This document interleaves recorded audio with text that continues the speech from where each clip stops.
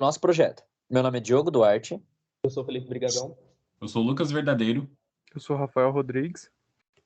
Eu sou o Marcos Machado e vamos apresentar aqui nosso trabalho. Pode passar. E eu vou começar a falar sobre o surgimento da nossa ideia. Então, tudo surgiu através do brainstorming.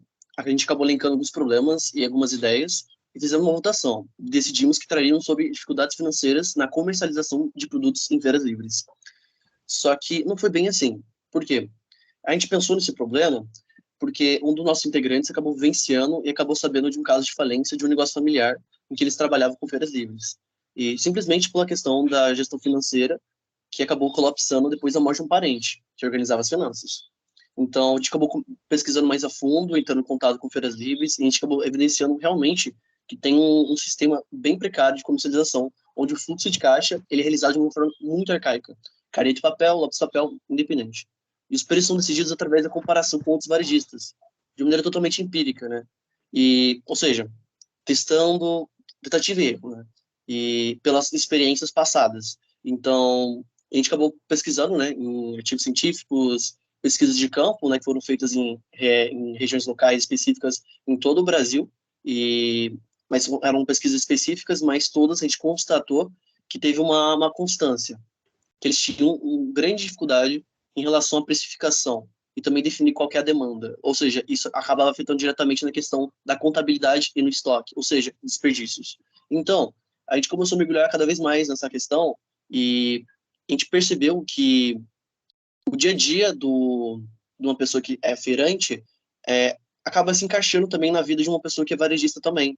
Então, a gente começou a pensar que talvez isso seja um problema do varejo emergente, né? O varejo de pequeno e médio porte, e não exclusivamente das feiras livres, né?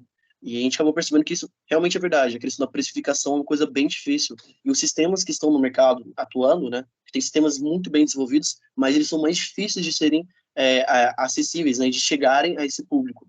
Então, eles acabam sendo muito mais caros, mais complexos. Então, a nossa ideia é trazer essa questão do sistema mais acessível para esse público, né? Então, porque normalmente esses sistemas eles acabam sendo mais completos, né? Que são oferecidos. Eles acabam sendo integrados com várias funções. Então, você é meio que obrigado a pagar por mais de uma função. E se você quer uma coisa mais específica, você teria que contratar uma pessoa. Aí é uma situação mais complicada, porque você está confiando em uma outra pessoa. E a situação que a gente já viu muito complicada de você confiar para desenvolver um aplicativo é bem complicado quando você é um pequeno ou um médio varejista, né? Porque você não sabe quanto que você vai custear isso, né? E você não sabe se isso vai realmente valer a pena.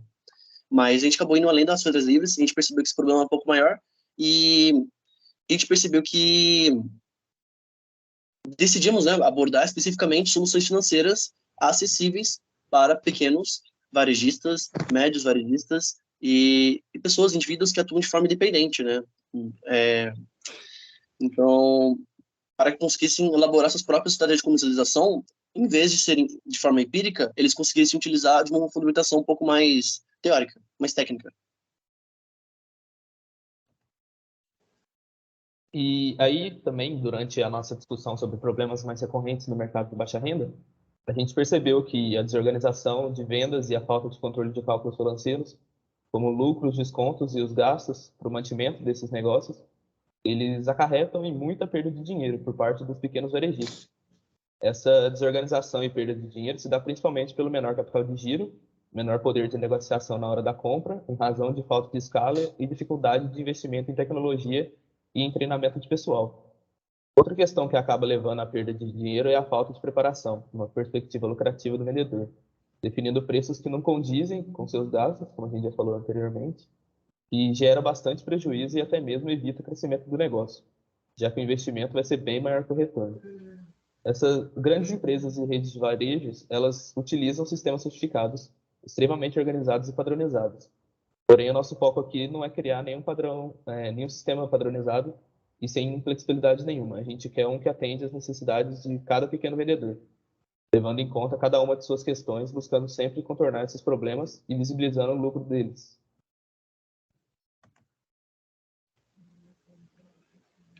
Pesquisa realizada. O conteúdo da nossa pesquisa foi sobre vendedores, varejistas e autônomos. Nós pesquisamos usando bibliotecas virtuais do Instituto Getúlio Vargas, da Unesp, além do Google Acadêmico. Exemplos. Essa pesquisa apresenta um estudo sobre as dificuldades das microempresas em construir seu planejamento financeiro mediante a falta de conhecimento dos empresários em busca de sistemas e programas para emissão de relatórios financeiros, que auxilia na tomada de decisão para saber se é melhor ou não, se eles mudam o preço ou não.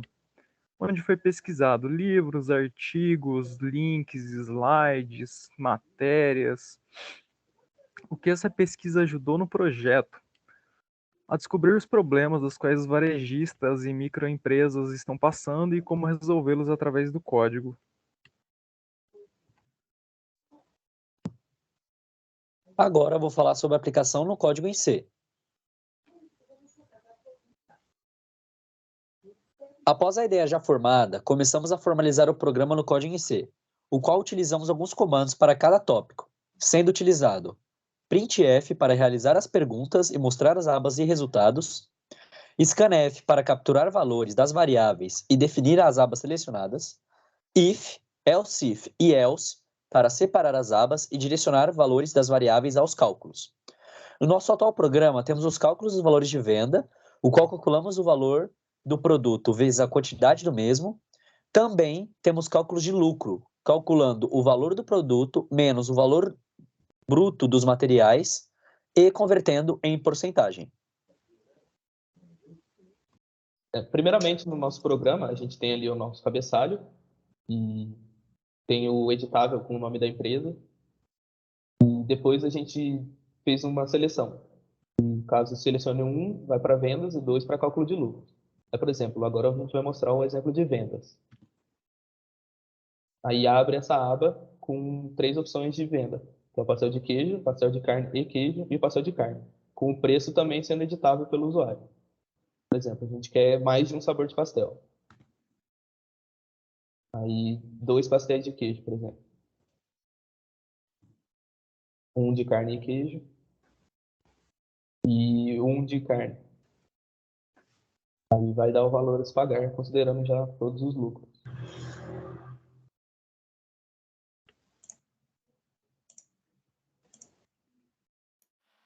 Na opção 2, ele abre o menu de cálculos financeiros. E aí, nós podemos pegar os diferentes tipos de pastel e calcular seu lucro baseado nos ingredientes. Qual o preço pago pela massa do pastel por unidade? Vamos supor que é R$2. E qual o preço pago pelo queijo por unidade? Vamos supor que é R$2,50. E aí, ele exibe aqui embaixo o lucro do pastel de queijo, que é R$1, baseado nesses valores que nós inserimos. Ou seja, tem aí uma maior versatilidade por parte da realidade do usuário.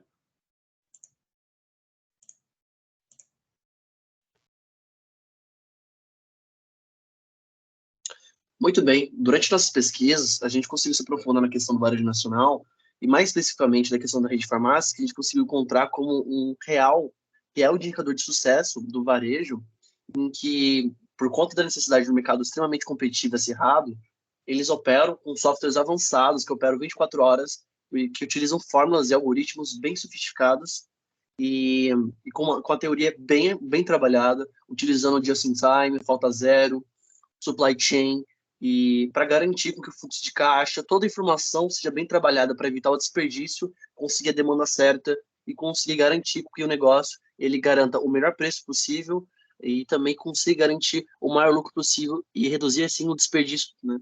E se a gente conseguisse trazer isso para as situações de pequenos e médios varejistas, seria ótimo. Porém, algumas das tecnologias que são implementadas, elas são bastante bem caras, porque elas levam muito trabalho, muito esforço para serem desenvolvidas.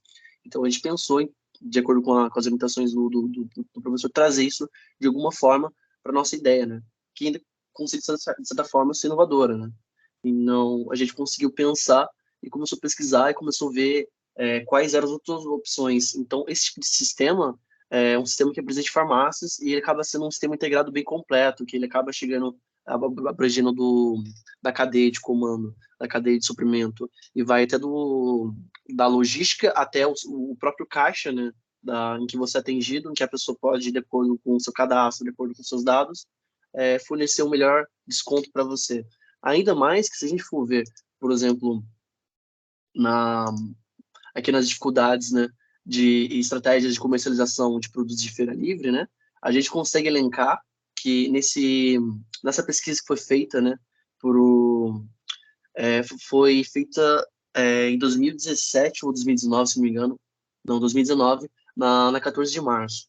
E eles fizeram pesquisas perguntando para os feirantes o que eles julgavam ser maior a dificuldade, e o que foi elencado foi a precificação, o preço, e foi o que nós gostaríamos de abordar, né, trazer isso para eles, né, como solução. Mas o que também foi elencado, como a gente gostou de ver e a gente percebeu, é que a estratégia que eles utilizam normalmente de marketing se baseia primariamente em promoção e cortesia, né? Então, eles acabam tendo complicações, porque às vezes eles acabam dando alguma leguminosa, alguma coisa, algum produto que acaba desbalanceando o fluxo de caixa, porque ele não está meio que contando o quanto que está sendo perdido de receita ali, né? Ele anota tudo no papel, então não, leva com cortesia para garantir ali a preferência, né, para conseguir se sobressair sobre a concorrência. Porém, isso aí ele não consegue fazer o cálculo se ele está perdendo, se está ganhando, como está isso, ele não consegue metrificar isso. Então, com o nosso sistema, ele conseguiria fazer esse tipo de coisa, né? E não seria de maneira complicada, não seria com várias funções, porque normalmente os sistemas que são vendidos hoje em dia, eles são sistemas integrados, ou sistemas ERP, ou sistemas que normalmente eles exigem algum tipo de conhecimento prévio, né? De administração, ou de contabilidade, e ele acaba sendo um pouco complicado. E mesmo que você peça para alguém, seria bem complicado, bem difícil você conseguir ver um pequeno varejista ou um médio varejista contratar um desenvolvedor para fazer um sistema tão específico e simples, né? E talvez não seja tão interessante, às vezes nem seja um retorno tão interessante.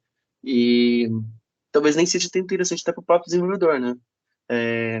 De acordo, não sei, né? Depende muito do preço por hora, do trabalho da pessoa. Porém, não é uma coisa que você se vê. Não é uma coisa que você se vê, porque se não fosse por isso, a gente não veria tantos dados assim, que apresentando tantos problemas assim no mercado emergente, né? E, cara, a gente viu isso na questão dos feirantes, né? A gente foi vendo, né? E eu comecei a ler artigos do Sebrae, né? E a gente viu que a taxa de sobrevivência de empresas, né, com CNPJ, cancelamento é absurdamente enorme no Brasil. E isso não é um reflexo só do Brasil. E isso só vem a crescer, né? E então, apesar de que algumas coisas estão caindo, tipo a mortalidade e as despesas estão declarando menos falência ao longo do tempo, apesar desses dados serem um pouco antigos, né? Mas são estatísticas que mostram desde um tempo, então é fácil você conseguir fazer a predição. Mas se você fosse olhar dados mais atuais, você vai conseguir destacar que, por conta da pandemia, por exemplo, a quantidade de CNPJs que pediram cancelamento, né, que declararam falência, cara, foram muitas empresas. E ainda mais que a gente tem a questão dos juros, né, que acaba afetando. A taxa de desemprego estava em queda, né, em 2018 a 2014, mas depois ela voltou a crescer, como a gente sabe, e se agravou muito na pandemia. Então, esse tipo de aplicação, especificamente na pandemia, seria muito interessante, porque a gente está numa situação em que a volatilidade da gasolina está muito grande, então o transporte acaba inferindo sobre o custo de muitos feirantes, de alguns varejistas, e quando ele conseguir calcular parte dos custos dele e conseguir metrificar até quando ele consegue manter uma margem de lucro, mano, isso é incrível, incrível. E se a gente for analisar, a gente pesquisou também algumas estratégias de relacionamento entre atacadistas de baixa renda, né? E varejistas também. E se a gente for descer, calma aí, eu vou dar uma descida aqui rapidinho. Normalmente, eles estabelecem estratégias com distribuidores e eles estabelecem relações, pequenos varejistas, de consumir de atacarejos, de grandes produtores, para repassar esse preço. Então, normalmente, eles acabam não garantindo bons distribuidores, porque eles consomem do atacado, E isso é uma característica do varejo brasileiro e do varejo emergente, né? Que seria o varejo emergente? Bares, mercearias, padaria, mini mercados, lojas de conveniência, supermercados pequenos, supermercado convencional, superloja, hipermercado, aqueles clubes atacadistas que não são muito grandes. Então, eles não têm um ticket médio muito grande, né? Se for comparar as grandes empresas, as grandes cadeias aqui no Brasil. Mas eles têm um efeito muito grande porque boa parte do consumo nacional vem deles. E eles acabam consumindo de quem? Dos grandes atacarejos, dos grandes atacados, né? Das grandes cadeias. Utilizam o quê? Sistemas especializados, bem estruturados, para garantir o controle de estoque, de disponibilidade, demanda, coisas que eles não podem fornecer. E às vezes eles acabam tendo desperdício e não conseguem produzir, ou acabam tendo perda, e em muitos casos acabam até inferindo em questão de sanitária, uma coisa que a gente viu também, porque por conta de não conseguir ter o controle exato de estoque, eles acabam utilizando práticas não muito, não muito éticas, né, para conseguir garantir a preservação da renda e do lucro da empresa. E, no geral, a gente conseguiu constatar que realmente tinha uma necessidade de desenvolver uma coisa relacionada a isso, mas apesar de que existem muitos sistemas por aí que conseguem resolver esse tipo de problema, porém, eles trazem empecilhos porque eles não resolvem apenas isso, e a maneira como eles são trazidos são de forma de como se fosse um pacote. E para você garantir isso, você acaba pagando mensalmente e também por usuário. Então, o custo disso vem muito alto. Apesar de eu ter encontrado alguns sistemas que são muito mais acessíveis, mas mesmo assim você paga a longo prazo, e a longo prazo isso vai pesar no seu bolso. E esse tipo de sistema que a gente estabeleceu, a nossa ideia seria disponibilizar de maneira mais acessível para esses pequenos produtores, para um maior número de público, para que a gente conseguisse utilizar esses dados, essas informações obtidas dele, e fazer esse aprimoramento ao longo do tempo. Essa seria a nossa sacada empreendedora, a nossa sacada inovadora, né? E trazer de forma acessível para que ele consiga, se ele se interessar, ele mesmo conseguir alterar algumas informações e acabar desenvolvendo com uma facilidade um pouco maior de conseguir entender o que está acontecendo ali, entendeu? E isso era a grande jogada para conseguir começar a trazer essa questão mais didática para o próprio empreendedor, né? Para o próprio usuário final, né? Essa é a grande sacada no nosso trabalho.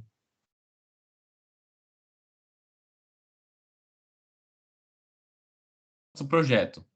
Nós tivemos a criação do código com os valores bases e cálculos, a adição dos cálculos de lucro, a adição de outros cálculos financeiros, a possibilidade de adição ou remoção de produtos com base na realidade do usuário e a possibilidade de alterar valores das variáveis de acordo com a vontade do usuário, que são coisas que dão uma versatilidade para o código, porque aí o usuário ele consegue adaptar o código, não é algo padronizado. E a gente aprimora também a acessibilidade do código para o usuário através de bibliotecas e recursos. Todos esses 6 primeiros pontos foram marcados como concluídos. E um 7º ponto que é a aprimoração do programa de acordo com o andamento do curso. É isso. Muito obrigado pela sua atenção.